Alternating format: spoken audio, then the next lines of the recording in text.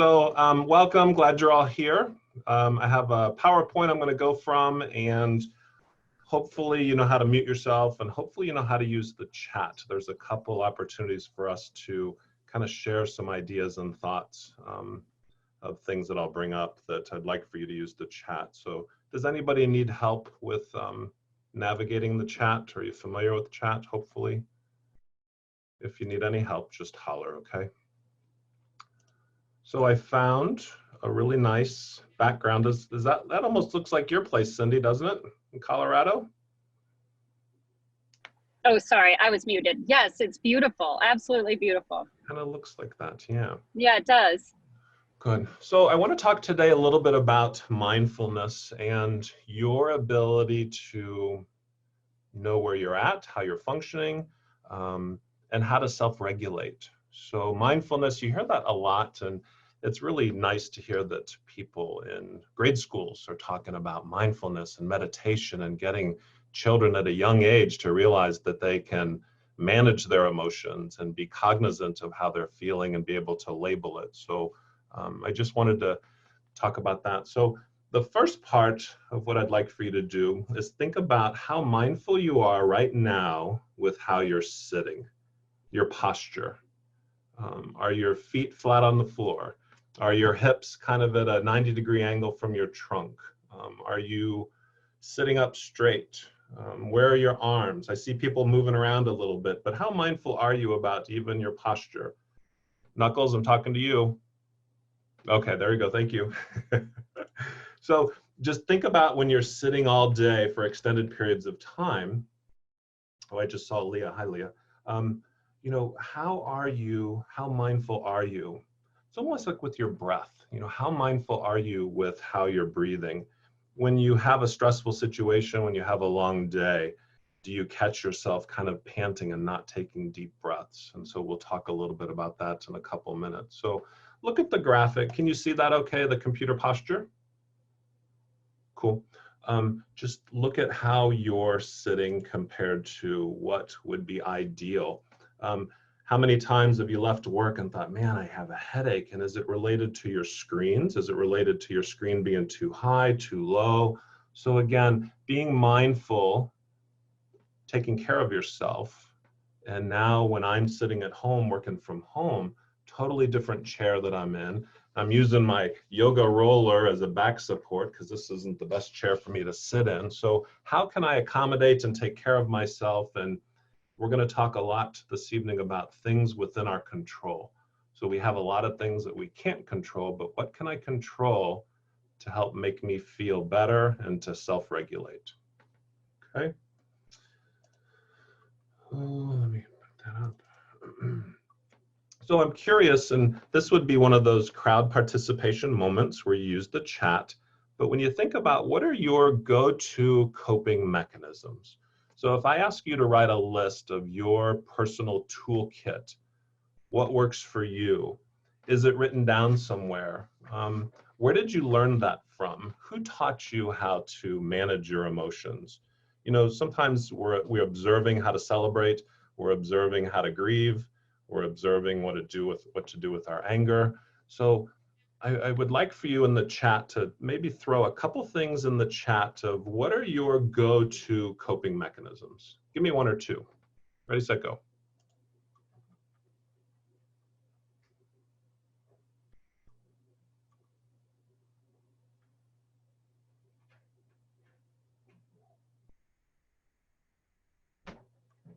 I like that one, Leah. Talking to loved ones, people that understand, people that know you. Fresh air, walking out outdoors. There's research that shows that just getting out in nature. Music is a big one that we'll talk a little bit about later.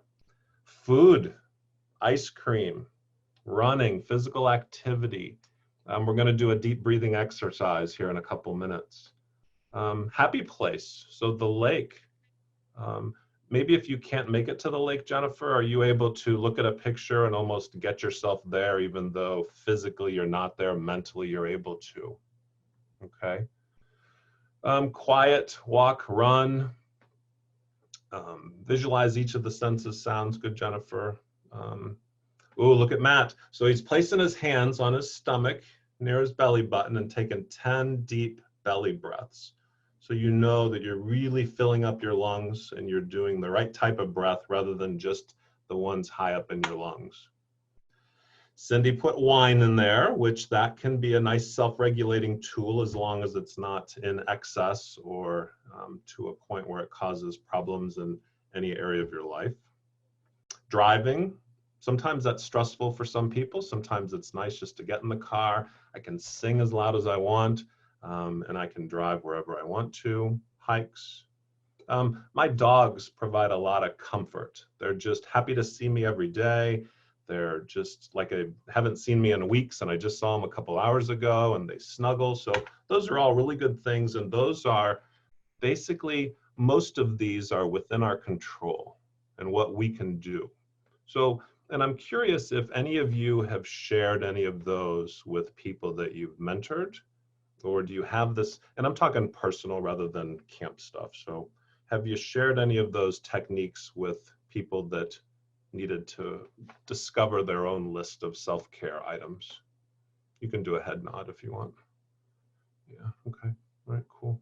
So part of our role at camp is teaching people how to, when an intentional camp is having them become more aware of how they can self-regulate.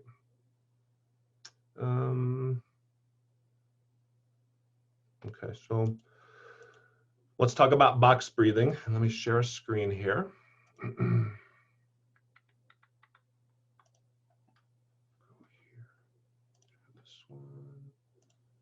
right.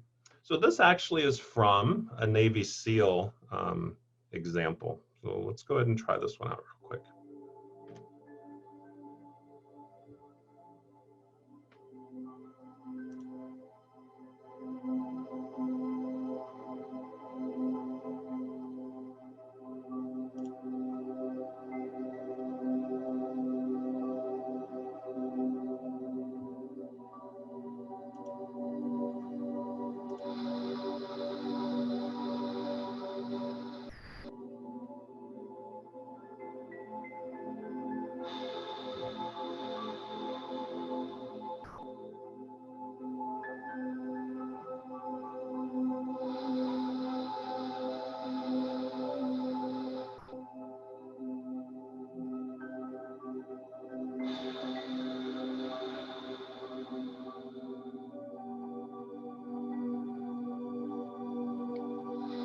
So we won't do the whole 6 minutes, but imagine being in a room full of kids that maybe are high strung. Imagine working with your own children, nieces, nephews, somebody that you mentor, and just turning them on to this whole idea that, whoa, whoa, whoa, take a deep breath. And then allowing them to see that by doing this for about 3 or 4 minutes, that it really brings a sense of calmness and peace to their being that maybe they didn't realize that they could do that so quickly.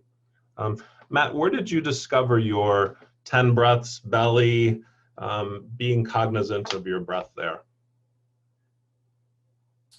I actually used to run another type of summer camp, and we had a yoga instructor who would come midweek and kind of do some yoga and breathing exercises with my staff as like a break to the week. So he taught us that.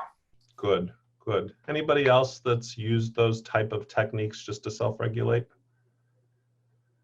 don't know if you've ever had an occasion where somebody gave you some really bizarre, heavy news, and all of a sudden you start to just zone out and you're thinking, oh my gosh, all I can hear is buzzing in my head, and just how can you get back to a state of functioning if you're in crisis? So helping people that way. Okay, good. Anybody else have any comments? You can click on if you would like to talk, say anything. All right. Let me go back to my PowerPoint. And the PowerPoint we'll put on the Gmail in the folder, and you'll have that. And then each one of the documents that I'm going to reference or websites, there's links in the PowerPoint for that. So before some of you logged on, I was sharing a vitamin string quartet. Let me go back to that. So some of you said music, that you use music, and I think this is just something that Brad Palmer and I use in training for introductions and just to kind of set the tone of what we want. But, you know, I have music that I use that if I feel like I really need to cry, I know that it's, first of all, I'm going to get in my car or it's going to be in the shower. And there's certain music that I can play that evokes that emotion and helps me to go there. If I need to clean house, I know that it's going to be a U2 Sunday Bloody Sunday. It's going to be cranked and I'm kicking ass and getting things done. And it motivates me. When you think about when you're running, you have a playlist that, you know, pushes you. So this is something that I have found and enjoy. Maybe. Oh, there we go.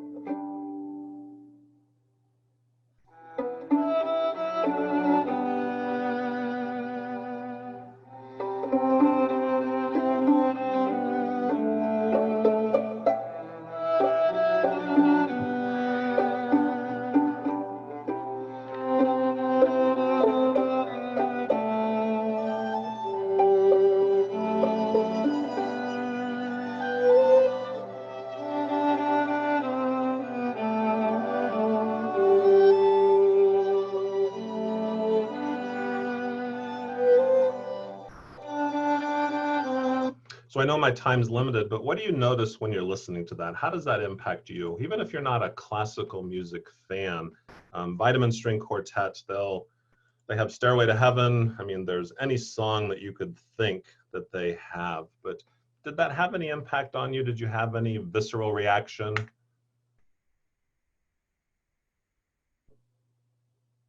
Goosebumps maybe? Anybody ever get goosebumps from music? Maybe calm you down a little bit? Yeah, slowing down. Good. Okay. So that was one thing that we're going to use more at camp, that we want to have music be a bigger part of our camp. How many of you use aromatherapy? Any oil people out there that use different oils? Weighted blanket that maybe might provide some comfort, a soft blanket, using a warm bath. Somebody had identified ice cream, but comfort food. I think when we were at COCA in South Dakota, and I remember one of their excuse me, meals was a tater tot kind of concoction, and it had some kind of creamy meat sauce on potatoes. Do you remember that? Do you remember seeing yeah, and that was major comfort food that was just Midwest. So that was awesome. So sensory wise, what do you use? What have you learned that helps you to self-regulate, to give you feelings of well-being, to reduce your stress? So I'm a solution-focused, strength-based, existential, humanistic kind of social worker. So for me, I like to explore with people what works. You pretty much know yourself better than anybody. So tapping into you, reflecting back on what you've done historically that brought you feelings of joy, made you smile, made you happy. And as a therapist, it was always interesting to have people go back and think about things that they used to do that they lost sight of, that maybe they need to revisit. So looking at what works, not being problem saturated, focusing on the here and now, decisions that we can make, and just the whole humanistic part that, I don't know about you all, but these town meetings that I've sat in brought me a lot of relief, just knowing that some of the feelings that were verbalized, it's like, oh yeah, you too, and Jennifer, you too, and Matt, you know, and just being able to, I hate to say commiserate, but yet empathize with others, just that this is challenging. It's stressful. So my approach has always been just looking at what works, what we can do, and where do we go from here.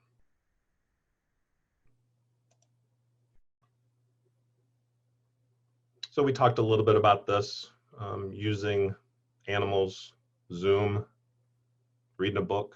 It's a nice escape. So there's a website that I wanted to share with you. Let me go back to my other screen. Go back to here.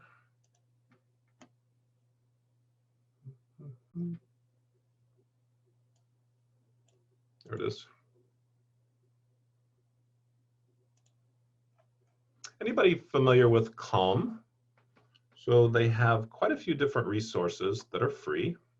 And whether it's a meditation, helping you to go back to sleep, to fall asleep, some stories, some calm music. There's a section for calming kids, mindfulness resources. And what I really like is that you can click right on. Times. Let's start by finding a comfortable position. Take a few moments to gently shift around, settling into a posture where you feel alert, but also at ease. Close your eyes if that's comfortable. And notice any points of contact. So a guided meditation, I don't know if you've ever had the experience of having somebody do this to where you're laying there and all of a sudden it's almost like hypnotic to where you think, you know, am I floating? Am I there? I can feel it. I can smell it. I'm hearing it. And whether your place is the beach or the mountains, but just being able to get yourself there mentally and actually have physical feelings as a result of it.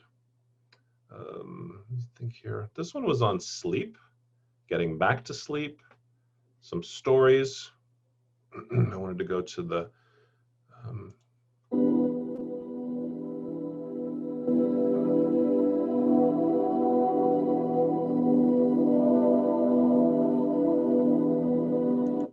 any of you use sound machines? I have one in my room and it creates the sound of a fan. My wife snores, I don't. But so I have that machine that I can click on, and that helps me to where I don't have to nudge her and I don't have to pull the pillow out from under her, and I can just click it. And so, you know, whether it's a healing piano, the rain on leaves,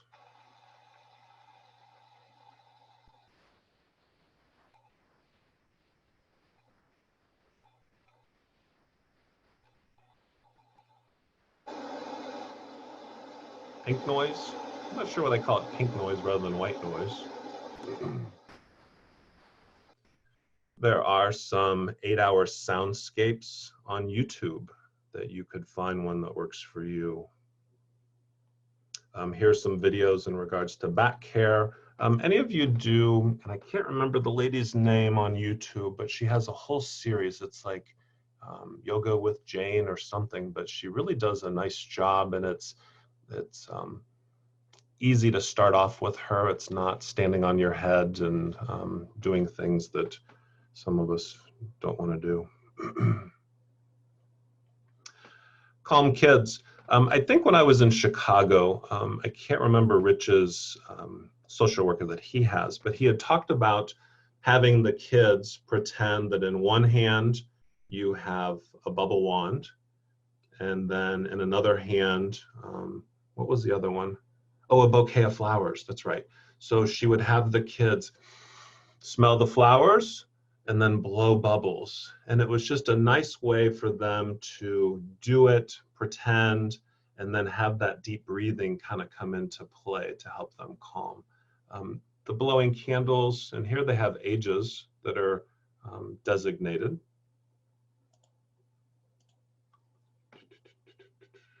Okay. Meditation for falling asleep. I think we might want to try this in some of our upper cabins at camp, just because they're so wound, and might be a nice little compliment to have something in the cabin for them. As a therapist, I always had people journal. To me, that was a great mechanism to have people explore their thoughts and to be able to reflect back and look back at past entries to see what they were thinking and feeling, and either be able to think, boy, I was really in a bad spot and I wonder why I was there, or, whoo, I was in a better spot, and I wonder how I need to get back there. So it was a nice way to take inventory of your thoughts and how you were functioning.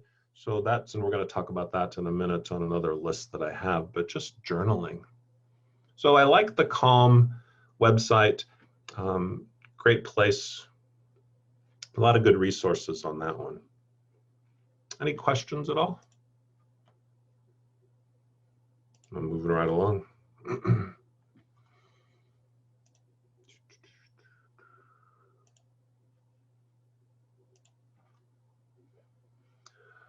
So in some of the documents, they talk about just mindfulness, self-regulation, what can we control, and where you're sleeping. Is it cold? Is it dark? Limiting your screen time, being aware of the caffeine that you're taking in. There's been times when I would work with adults and kids, and they were shocked to find out that iced tea had caffeine. It's like, yeah, it does. And you just drank a whole bunch of iced tea, or that chocolate has caffeine. So recognizing that maybe some people don't know what they need to know.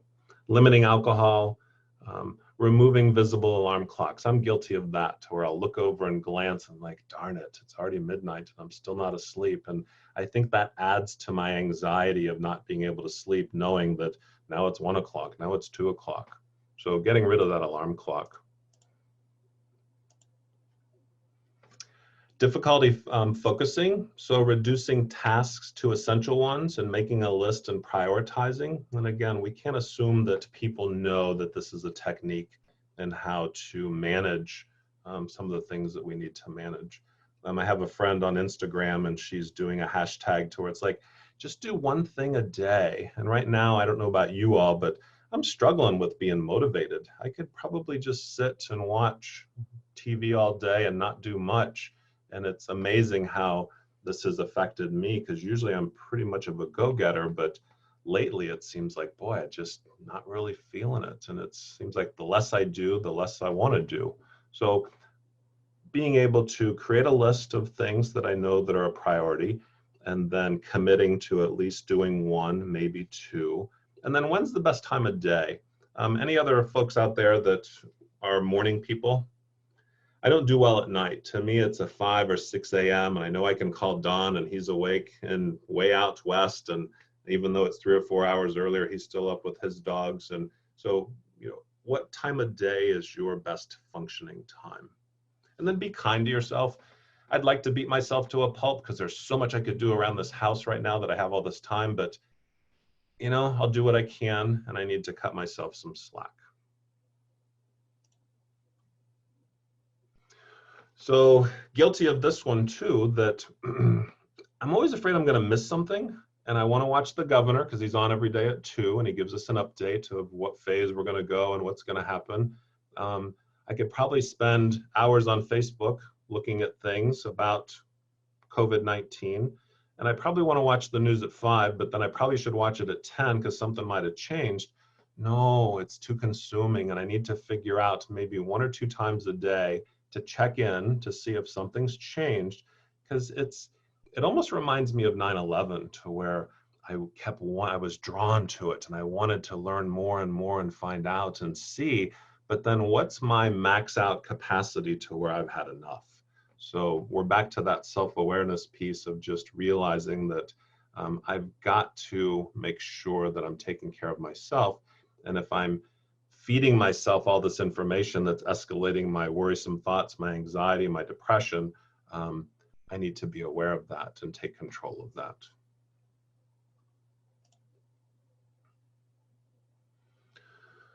So if we focus on what we're all enduring right now, pandemic-wise, so and I don't know if you hear these themes in your states, but most of our TV stations are saying, you're not alone.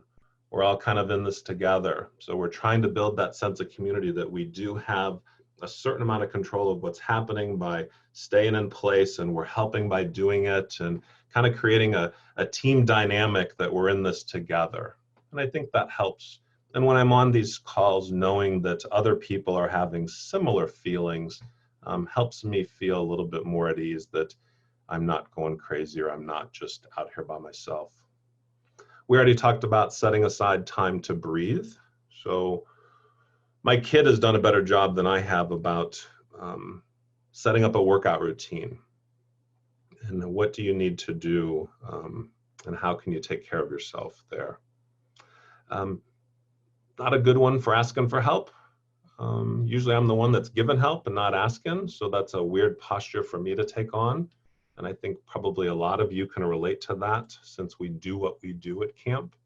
But it is okay to ask for help, or it is okay to say that I'm struggling or I'm not having a good time.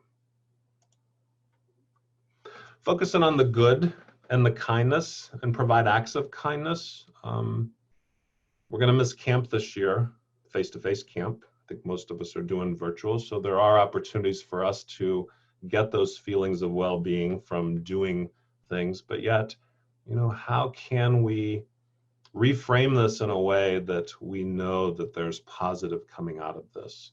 Or maybe we can reframe it in a way it's like, well, when we see what's happening in other states and compared to what's in your state, or maybe you're at a different point of the curve and we're get past the worst part, but how can you reframe that and focus on some of the good? I was wondering if any of you have a mantra that you'd like to share, different things that you find yourself saying that kind of get you through some of the sticky parts that we have. Anybody share a mantra that you use?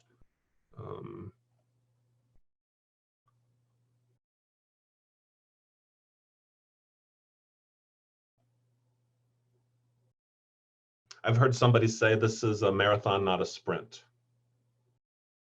We gotta,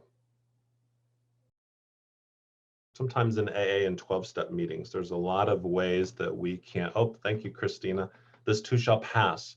So recognizing that it seems like it's been 6 months, but yet we got this far, we're in the home stretch. Yeah, and you're not really, we aren't in control. Anybody else think of any other just day by day, hour by hour? I like that one.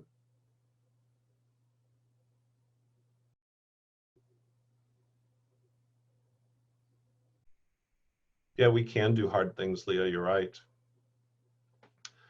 In the document that you'll have access to that I'll make sure you have in the folder, it talks about replacing but with and. So rather than saying, but this is a terrible time, you change it to, this is a terrible time and we'll get through it. But I'm so lonely. I'm lonely and I'm grateful for the connections I do have. How can I maintain an attitude of gratitude? And even though it is challenging, but yet I have an income and my kid's been going crazy because he can't get unemployment, but yet he's eligible for it, and it'll happen once the system kind of finally gets through all the people that have applied. So how can I reframe that? You're right, it's an opportunity, Jennifer, just to explore what you do with your time, what you used to do with your time, and what I want to do with my time. Kind of reminds me, and I don't know if you all can relate to this, but I feel like I'm back to being 15 and grounded again. And it's like, oh, when I get ungrounded, I want to do this and I'm going to call this person, I'm going to go there. So just, it kind of takes me back to some of those thoughts and feelings from the past. I already talked about timing being everything. I'll go back to my PowerPoint here.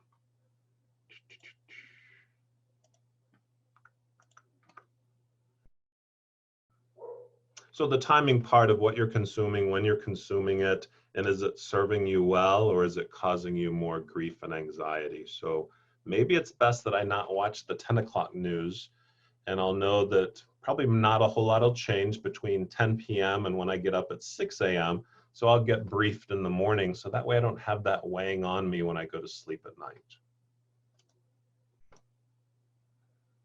Reliable sources. Facebook to me can be really irritating, and there is some levity, but yet I feel myself getting a little bit irritated, agitated by some of the things that I see that maybe I don't believe in or I think shouldn't be happening. So using reliable sources. Focus on what you can do and accept the things that you can't control.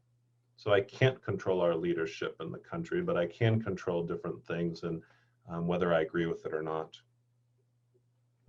my kid turns 21 this week, so I sent out a Zoom notice, and we're going to try to get everybody that we can to get on Zoom in order to tell him happy birthday. And it's horrible that he has to celebrate his 21st birthday in this fashion, but yet you make the best of it. We'll do what we can.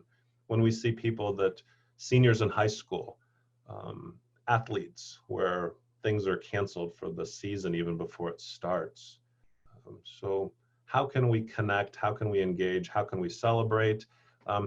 I think Saturday, I got to write this down, that I have one of those drive-by parades for my nephew who's 8, and I want to be there and I want to support him. So we'll do the drive-by thing and have a sign and hang it out the window. So how can you stay socially engaged and connected? Routine-wise, have you set a new routine with your new life, working from home? How many of you are working from home currently? Yeah. Has that been a challenge, Kara? Has that been a struggle? Yeah, okay. Anybody else? Challenge working at home?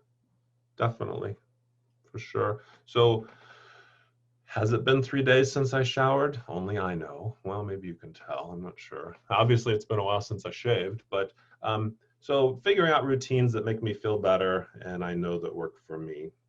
I shared with you a couple apps, and in the one article that I'll give you, it talks about Calm, it talks about different apps that, boy, what a gift to have access to all of that right at our fingertips.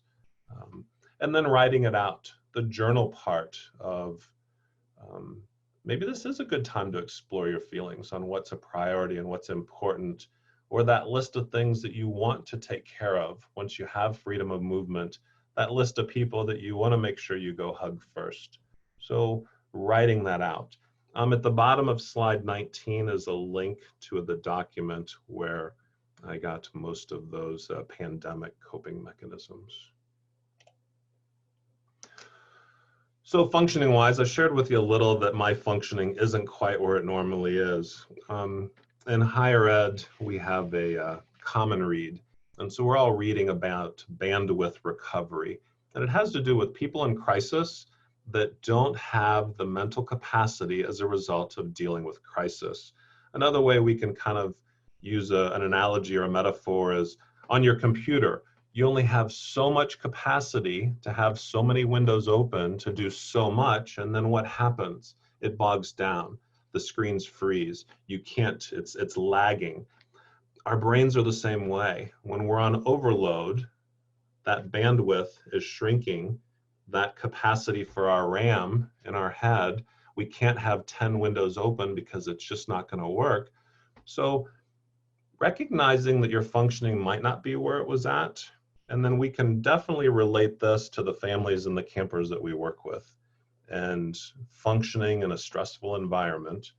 And what can we do to alleviate, increase the bandwidth, increase our RAM, close some of those windows down so that we don't have 10 things that are nagging. I'm a man of many lists, and that helps me to close my windows and increase my bandwidth, because I know I have it written down and I'm not going to forget it. Because if I don't write it down, I'm driving myself crazy trying to remember what it was I thought about that was a great idea. So sharing this with people that might be struggling, empathizing that I think we all have a certain amount of struggle and how it's going to impact us, and being kind to people that are struggling and their bandwidth is reduced, I think are the messages that I wanted to get across.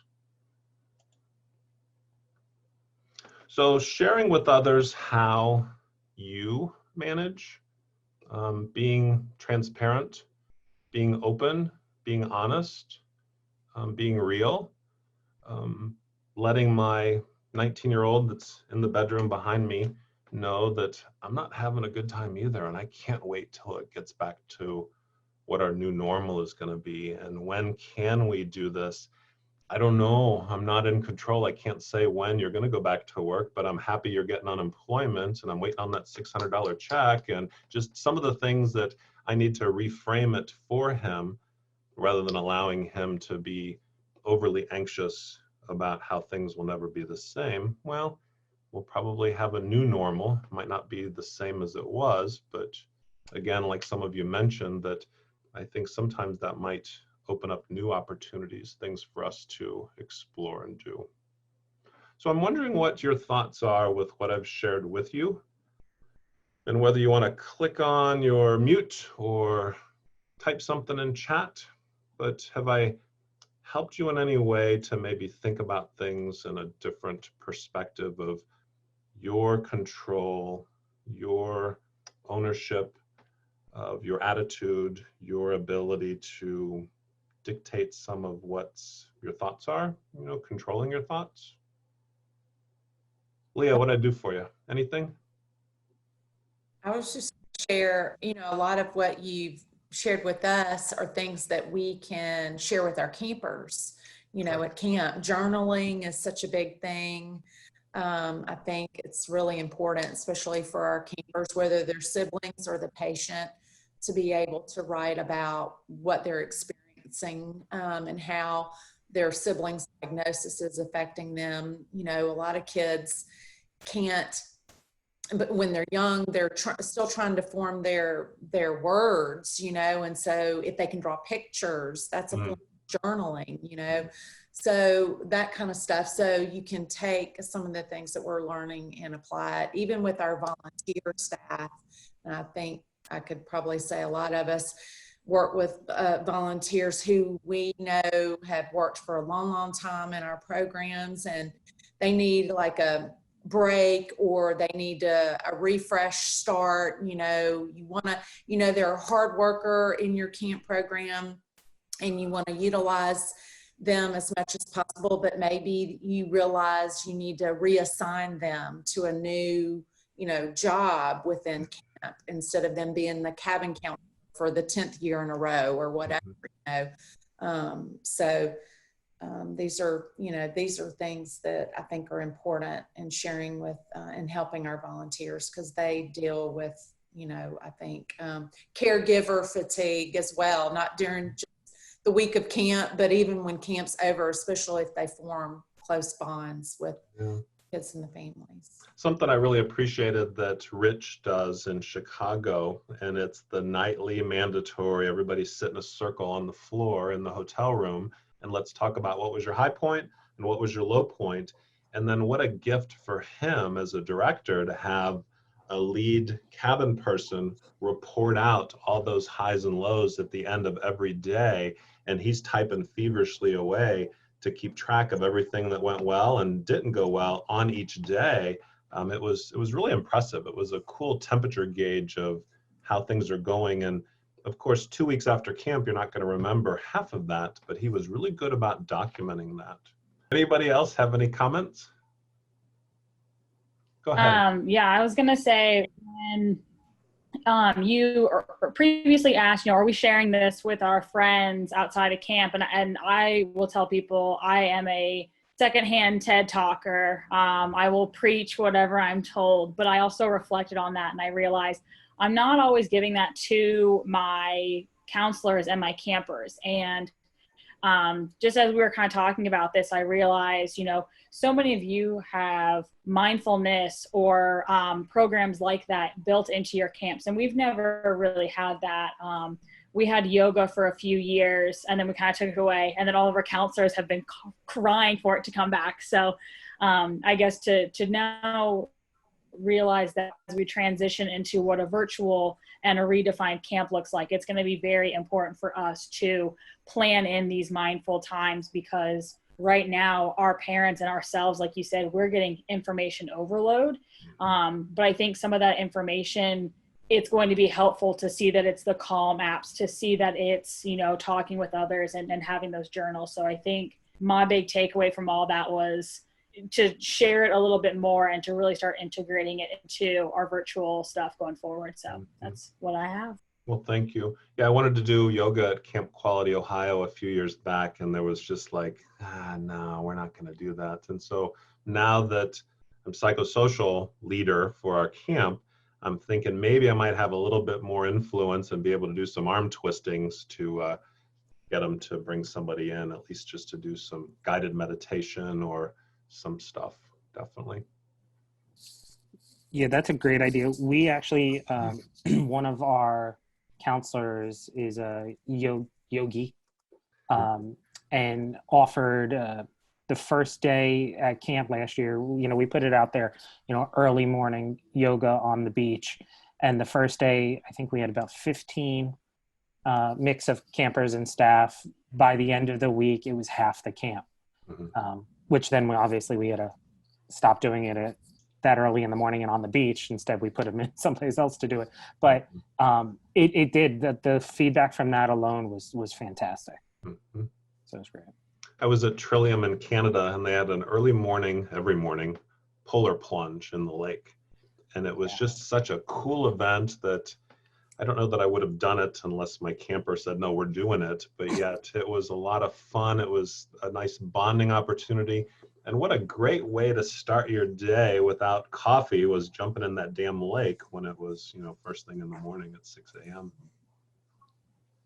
Anybody else? This was actually said in the session earlier today that COCA led, and I think most of you guys were in here, so I might be preaching to the choir, but it was brought up that to have like a mental health staff professional on call when you're doing your virtual programming, because those check-ins can be kind of challenging. We did one with our staff the other day, just in a team meeting, and a bunch of stuff came up for folks, I think, when they were telling us, we do, I think it's apple, orange, onion, something you're excited about, something that didn't go so great, something that went, whatever. So I think it's pretty important to have those folks standing by just in case things come up where kids need to talk to somebody. Definitely. Yep, for sure. Okay. I think my time's up unless somebody else has something. Well, thank you for attending. It was nice seeing faces, and I hope you're all doing well, and glad to see you. Thank you so much, Brian. This was no great. Okay. Thank you. Have a good evening. See you later.